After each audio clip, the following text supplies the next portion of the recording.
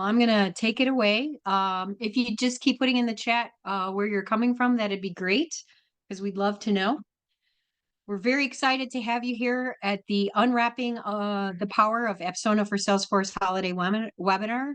Our wonderful guest speaker is Deb Hecht. She is the system admin of Temple Beth Shalom. If you could just go ahead and advance the slide.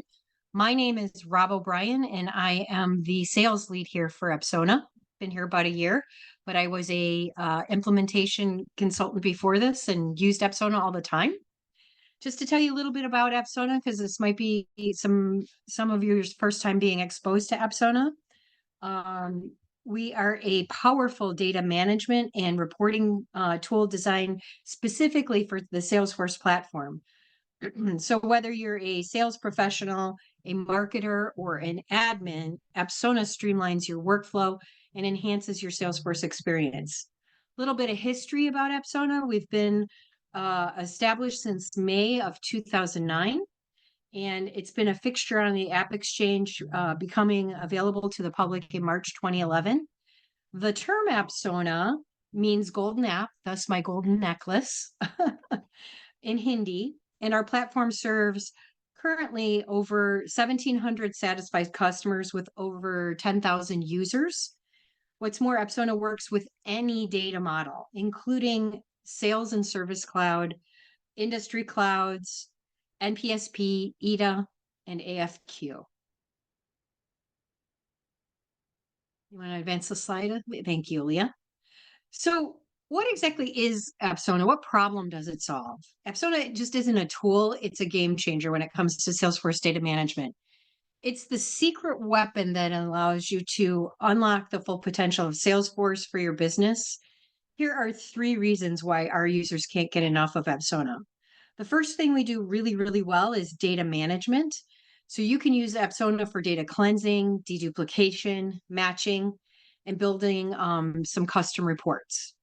We also have a very strong reporting and analytics feature, which Deb is going to highlight here in her presentation. But you can build your own reports that combine data from different objects, whether they're standard or custom, and gain immediate value from Apsona's features.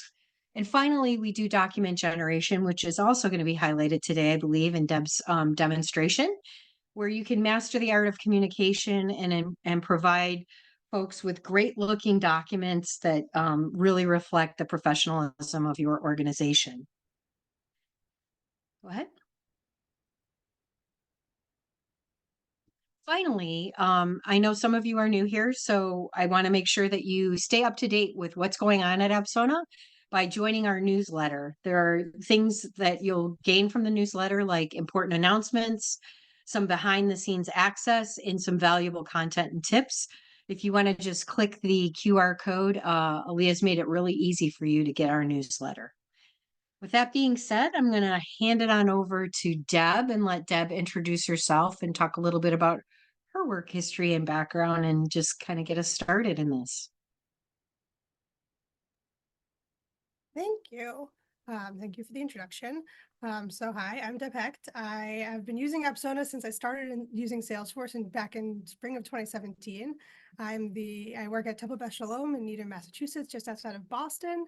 I've been a Jewish professional practically since childhood. My parents are rabbis, so I have sort of been in the business for a while and a big old geek about Apsona, Salesforce, and also all the other things you might expect a geek to be into.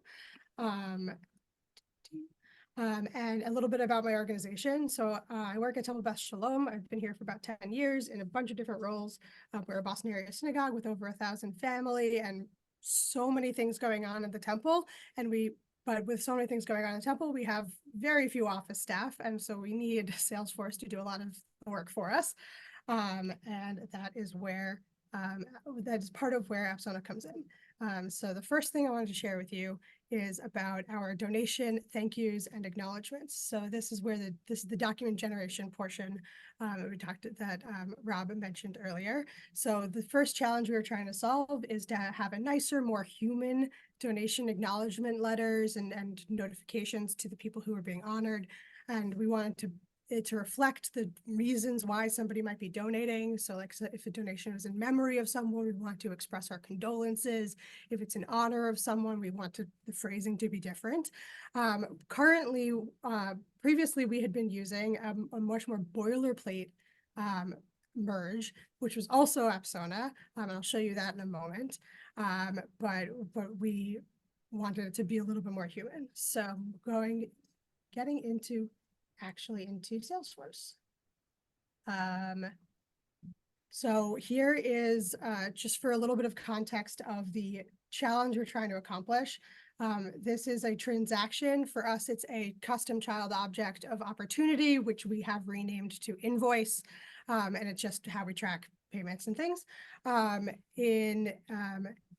As a child object of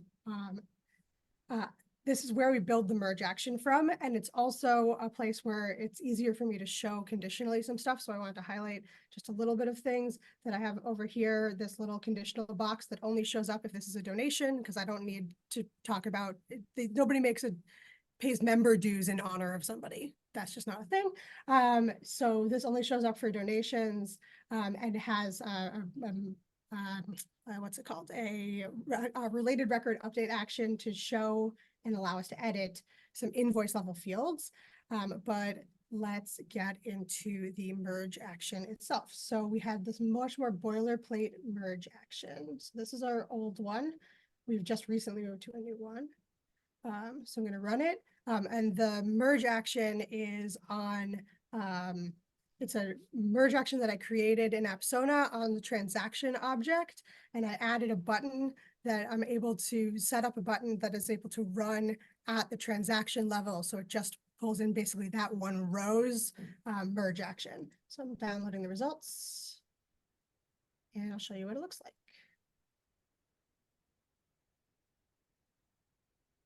Pulling it off my other screen.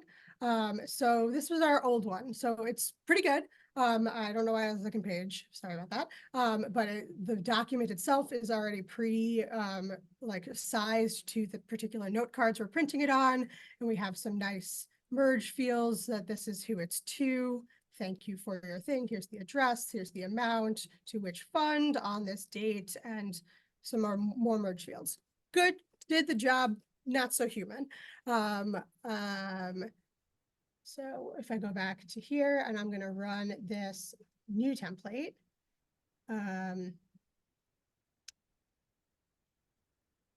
Zach, and download. And this is our much more human template, which moved off my screen. So dear, just their first names. Thank you for a donation of $18 to my discretionary fund, because this is to a rabbi's discretionary fund. That was the other thing is that what if a donation is to a clergy discretionary fund, we want it to be signed by that clergy. If it's to a different fund, like our youth education fund, it's just signed by our fundraising person.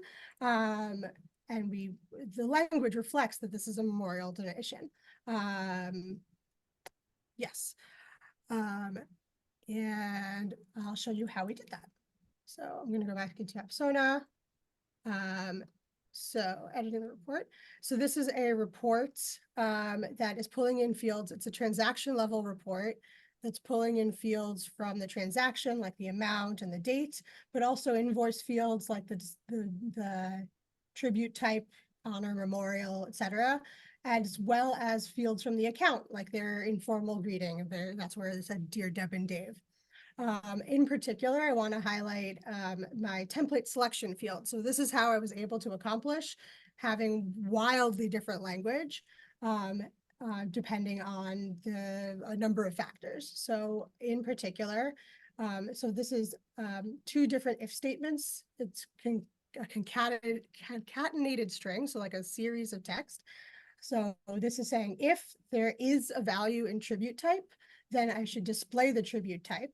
But if there's otherwise, display the words no tribute. And then I also display an ampersand all the time.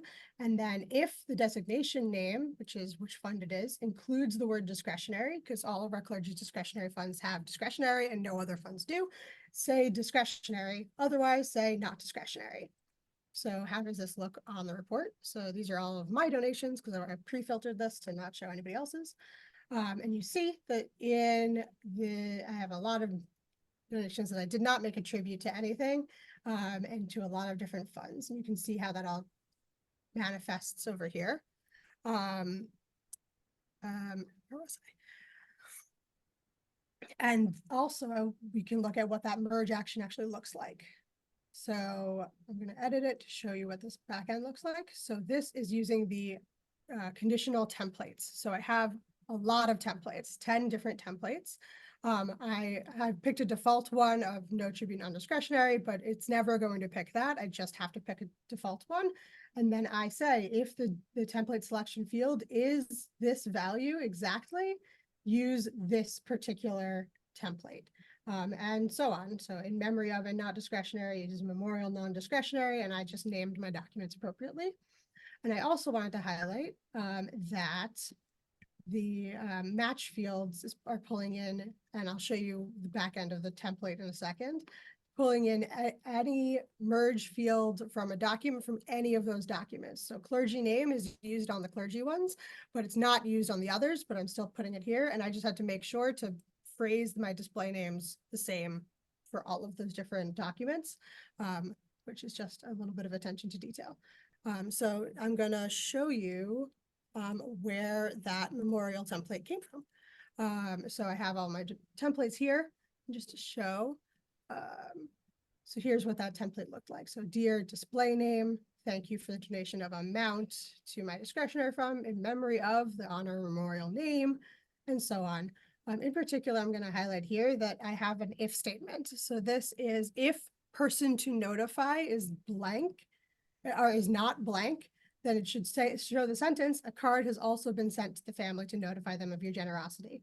But otherwise it says nothing there. So in the original one that I showed you, it said nothing there, it just said we are grateful for your kindness and support.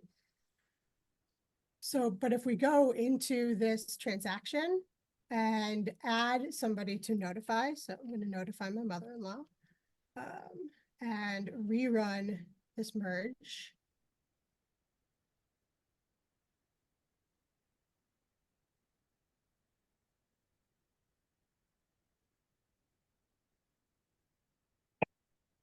Sorry, getting over a cold. And you can see that we now have the sentence, a card has also been sent to the family to notify them of your generosity. And as long as we're here on this memorial, I will also show you a little bit of what it looks like. Now that we're going to send it, let's see what that document looks like, which is also a similarly built merge action. All those different templates, where it says, Dear Sue, please accept our deepest condolences on the loss. A gift has been made by this person. For your reference, this person's address is, in case they want to send them a thank you card. All right. That was a lot. Let's take a breath. I have another challenge that I was trying to accomplish. I'll get into that now. So in particular, I needed to create a member directory for our members. And I, for reasons I don't need to get into in detail, I have to do I'm doing that in Word and Excel, like a sort of a classic mail merge, a classic label mail merge. But I do this every 3 weeks to do a revised copy. So I needed to not have to do very much data manipulation at all in Excel, because I needed this process to take me like 5 to 10 minutes every 3 weeks and then be done with it. So I needed Apsona to be able to give me a report that works with as little data manipulation as possible afterwards. And I've accomplished that. Specifically, I'm using multi-step reporting. Particularly, I need to end up with 1 row per household. I need to show just the information that families want to show, but let me keep their cell phone numbers in the system for staff to be able to call them, and so on. So I'll show you what that result is. Sorry, 1 sec. So here's an example. I sort of obfuscated my members' information. but this is what it ends up looking like. So we have a family name. I also, part of my goal is to show as little information as possible. So like if a family, everyone in the household shares a last name, I don't want to repeat their last name throughout because that'll just look like clutter. But if there's a question, like this family, they don't share a last name, so I need to specify who's who, and so on. And I need to show two last names if there are two last names, and only one last name if there's one last name, and only one last name if there's only one person. It got pretty complicated. To accomplish that, I built a multi-step report, which is an additional Apsona feature. It's under reporting tools, and I think it's an extra license. Which is a lot of different steps. So this is multi-step reporting. Here's the steps.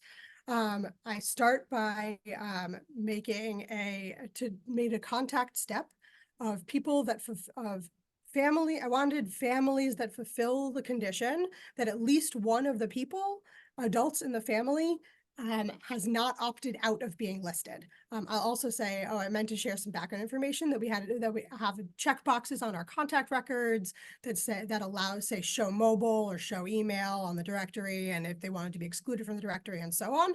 Another piece of background as I get into it is that my accounts are set up so that there's a contact type.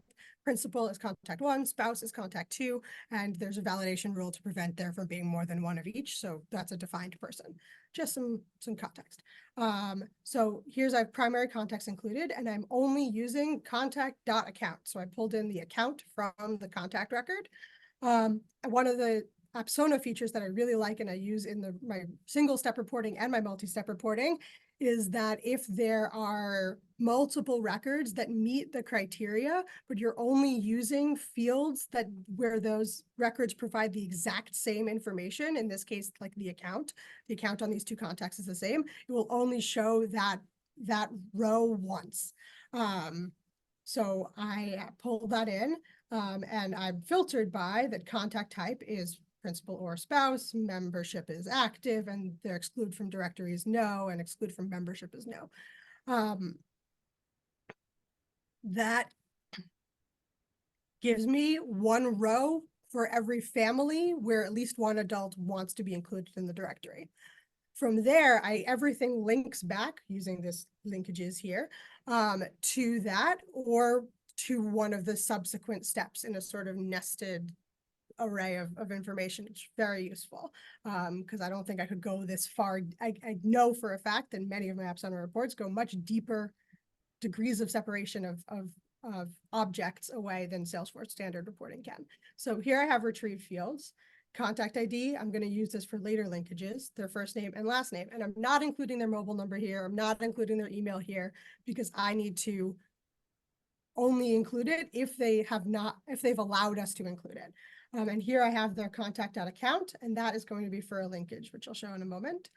So looking at the filters, this is just principals. And now I don't have to filter by active members because the only people that will get included because of the linkage I'll show you in a moment are people in accounts that were pulled from step 1. So we have linkages where in the primary context included contact.account matches contact.account. Nobody else will end up getting included in this list. And then one degree further, so contact 1 mobile. I'm not going to go through all of these steps because they're all basically the same concept, but this is one last example of this type of thing is just their mobile number. So contact ID is here. That's for the linkage I was describing, and mobile. And in fact, here's another Apsona feature that I really like. I can relabel this field just for the purpose of this report, which just makes it much easier for me to find when I'm building a Microsoft Word mail merge, that otherwise this would be just labeled contact.mobile, and then I'm going to have another contact.mobile further down the page. So I'm able to relabel this contact 1 mobile. It's great.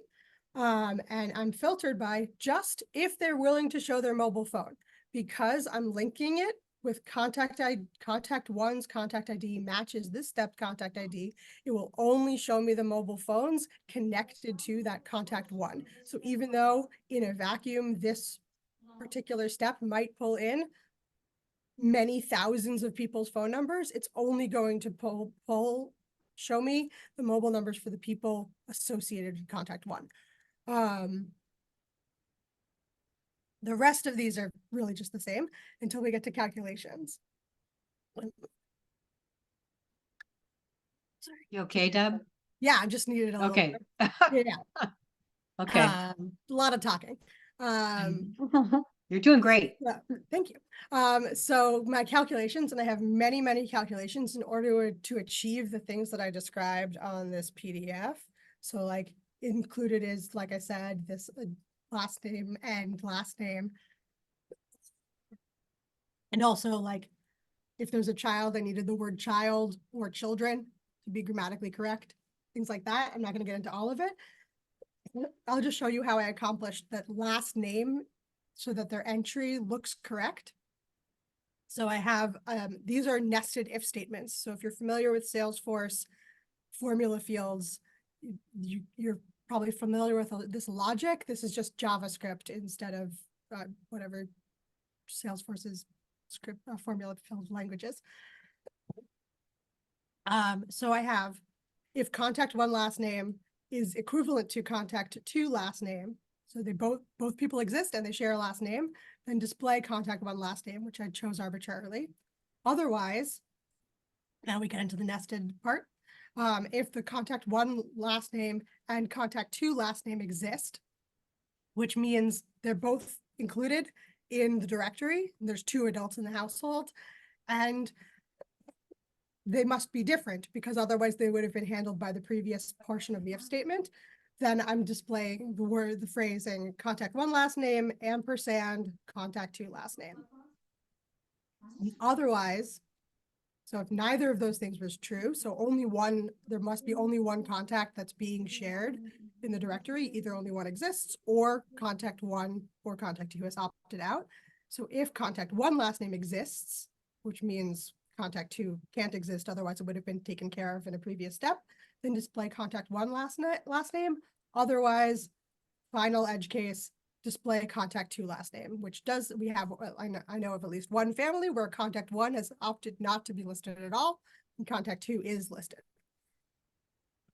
So back to the PDF, how that all works is I'll end up with Thomas and Jones because Sophie Thomas and Eric Jones, but I have other with those mobile conditionals. Like for example, Eric has opted to not share his mobile number. Similarly, the Martin and Smith household has opted not to share their street address. They don't want to share it, and that's fine. We also might have children get listed, or there might be some children that are excluded. I don't know from here whether or not this family has children. Additionally, I will also have label points where we have I have a conditional to show the children's name as either just their first name or first name and last name if their parents don't share a last name. And yeah, that is all I was planning on sharing with y'all today. I think we're ready for questions. I have a question for you. There's none in the chat right now, but I'm sure there might be a few people that looked at that and went. So just curious, number one, how long did it take you to figure that all out? Because that looked on the complicated side. What did that look like as far as trying to build that? So the multi-step report was certainly a process. It definitely took some puzzling out logic wise, and this was about 6 months ago. So and I've been using it for a lot since, but it's been a blur since the high holidays. So it was definitely a process, and I had to figure out the logic. In particular, I think one of the things that was tricky was that I needed to, and in fact, I think how Chad found out that I had such a complicated problem was because I was having having some issues that one of the things, if you don't set up your multi-step report right, or if you don't want it to do this, it can display, it might display things. It might not see what the linkage is. So I had to figure that out, and changed. I had originally built it as an account filter, and put just as an account step instead of a contact step, and had to figure out that I really needed it to be a contact step. Otherwise, the linkages from the contact weren't linking back. It was complicated. The if statements in particular, all of those different conditional fields, that was a puzzle. That probably took me a day or two of like just banging my head against the logic and a lot of whiteboarding of flowcharts, to write the logic, and some sanity checks with some friends who are into this kind of thing. So you mentioned Chad, and people here might not know who Chad is. Chad is our support lead, and unfortunately, he was ill today, so I stepped in for him. But could you just talk a little bit about your experience about the support that you got in order to Sure. help you build? So I was actually, I was having an issue, and I posted it in the Apsona Trailblazer community, and I said, like, I can't figure this out. I'd have to find the post to remember exactly what I was having problems with. And it happened that I was having issues the day before office hours. So Chad suggested that I come to office hours. As it happened, by the time, because I I hyper focus on an issue, and it was niggling at me, and I just kept on banging my head against it. I didn't end up, I don't think I still had that same question by the time office hours rolled around. But I came to office hours and was able to show Chad what I was dealing with and why I was having issues. And I don't remember exactly how that happened, but I have enjoyed anytime I've had to post in the Trailblazer community, people's responses. So, Okay. yeah. Kim was asking, did you use a document merge to produce the directory? So could you maybe share Oh, the sure. template and show her what that looked like? Sure. So I can't really, just for confidentiality reasons, I Oh, can't pull up the sure. spreadsheet. But what I can actually show you is my task to do it in my Asana of all the steps afterwards that I do. Um, so all I do is I download the report, I remove some headers from the spreadsheet. So when you download a multi-step report, it comes with, um, row one is going to be which step it's from, and then row two is the specific fields. So I delete that row one, which is why I needed contact one mobile to be labeled like that, for example.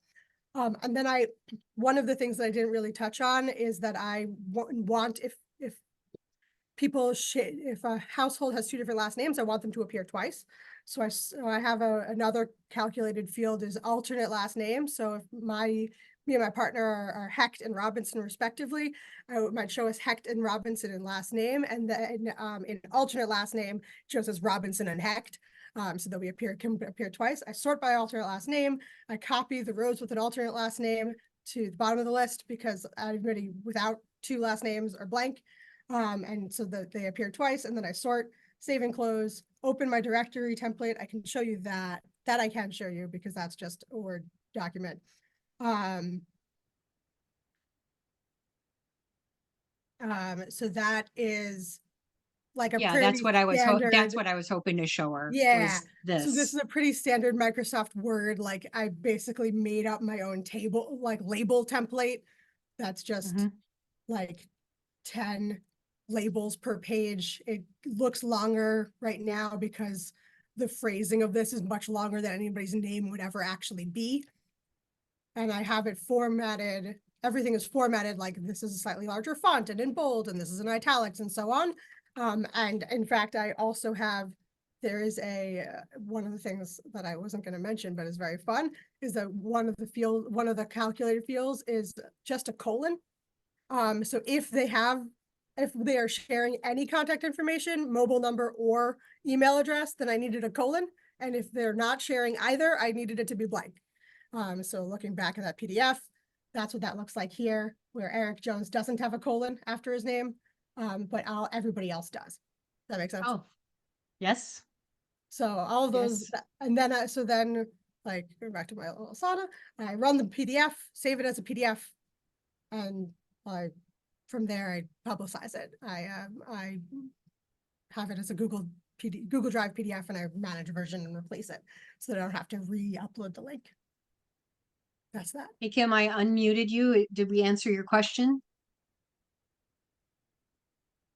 Kim? Well, Oh, thanks. Can you hear me? sure. Yes, Okay. now we can. Thank you. Then, yeah, because I was wondering if you could do that in Apsona document merge, because I was trying to, and I couldn't get columns to. So that was, I would do it the same way that you did. Yeah, so that it was, I think that if I didn't need a second a repetition of every family with 2 last names, I think I probably could have done it as an Apsona document merge because that was part of my use case from the very beginning. We didn't even consider it because I knew I wouldn't, since there's not 2 records in Salesforce for each of those families. I knew I would have to do that. But like I said, that task list of like 11 tasks is like 5-10 minutes at this point. Okay. I am not seeing any other questions. Aaliyah, do you see any that maybe I missed? Nope, I don't see any in the Q&A chat. Okay. Okay, if Go ahead. I was going to say if no one has any further questions, I think we could give everyone almost half an hour of their day back.